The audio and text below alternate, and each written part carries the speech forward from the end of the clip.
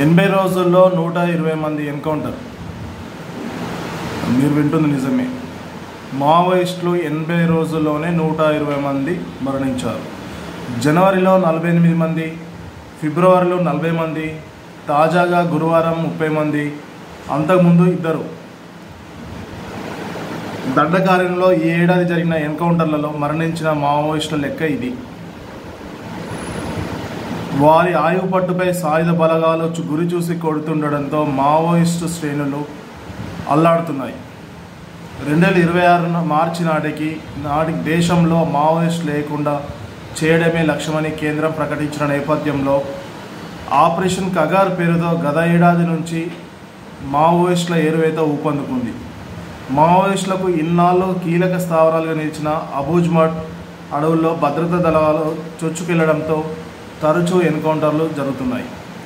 ఛత్తీస్గఢ్లో గురువారం నాటి 2 ఎన్కౌంటర్లతో కలిపి ఈ ఏడాది మరణించిన మావోయిస్టుల సంఖ్య 120కి చేరుకుంది.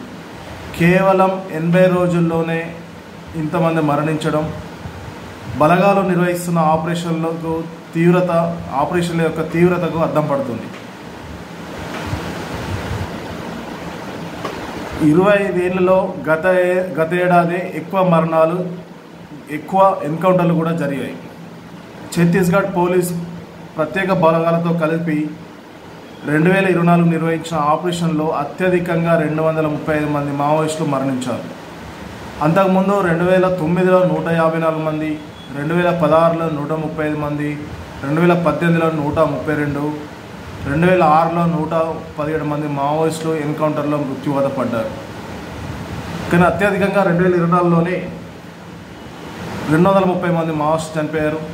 ఇక 2025 ఏడాది జనవరి నుంచి ఇప్పటి వరకు 80 రోజుల్లోనే దాదాపుగా 120 మంది మరణించారు ఎన్కౌంటర్లో. అయితే 25 ఏళ్ల క్రితం దాదాపుగా 14 రాష్ట్రాల్లో మావోయిస్టుల యొక్క ఉనికిని చాటుకున్నారు. ఇప్పుడు ఛత్తీస్గఢ్లో మాత్రమే కీలకంగా ఉన్నారు. మావోయిస్టు పోలిట్ బ్యూరో కమిటీ, కేంద్ర కమిటీ ఛత్తీస్గఢ్ ఒక్క రాష్ట్రంలోనే మకాం వేసినట్లు ఖచ్చితమైన సమాచారం ఉండడంతో భద్రతా దళాలు అటువైపు చొచ్చుకొని పోతున్నాయి. ఒక ఛత్తీస్గఢ్లోనే 2019 నుంచి ఇప్పటి వరకు 250 సిఆర్పిఎఫ్ కేంద్రాలు ఏర్పాటు చేశారు. అయితే ఇది ప్రతి 4 కిలోమీటర్కి ఒక సిఆర్పిఎఫ్ క్యాంపును నిర్మించే దిశగా కేంద్రం అడుగులు వేస్తుంది. సో దీంతో బలగాలదే పైచేయి అవుతుంది. మావోయిస్టులకు ఎటూ వెళ్ళలేకుండా వాళ్ళను దిగ్బంధం చేస్తున్నారు బలగాలు. అయితే మావోయిస్టు యొక్క పోలిట్ బ్యూరో కమిటీ, కేంద్ర కమిటీ అది ఛత్తీస్గఢ్లోని అబూజ్మఠ్ అడవుల్లోనే ఉన్నట్టు వాళ్ళకు బలగాలకు ఖచ్చితమైన సమాచారం ఉండడంతో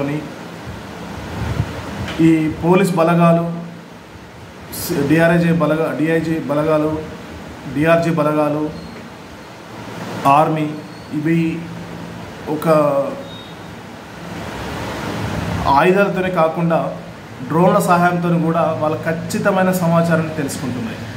అధునాతమైన సాంకేతిక పరిజ్ఞానంతో కూడా వారు ఎక్కడ ఉన్నారు, ఎన్ని కిలోమీటర్ రేడియస్లో ఉన్నారు అనేసి బలాలు ఖచ్చితమైన సమాచారం తెలుసుకొని వారిని దిగ్బంధం చేస్తూ వారిని ఎన్కౌంటర్ చేస్తున్నాయి బలగాలు. దీంతో అల్టిమేట్గా బలగాలదే ఆధిపత్యం అవుతుంది. మావోయిస్టులకు ఎటువంటి తప్పించుకోవడానికి వీలు లేకుండా మావోయిస్టులు మరణాల బారిన పడుతున్నారు. ఇది చాలా బాధాకరణ విషయం. ఇప్పటికైనా మావోయిస్టులు లొంగిపోండి. ప్రభుత్వం ఇస్తున్న పునరావాసం తీసుకొని లొంగిపోండి. ప్రజాక్షేత్రంలో ఎన్నికల ద్వారా పోరాడండి. ప్రజా సమస్యలపై పోరాడండి. ప్రజల్లో మంచి పేరు తెచ్చుకోండి.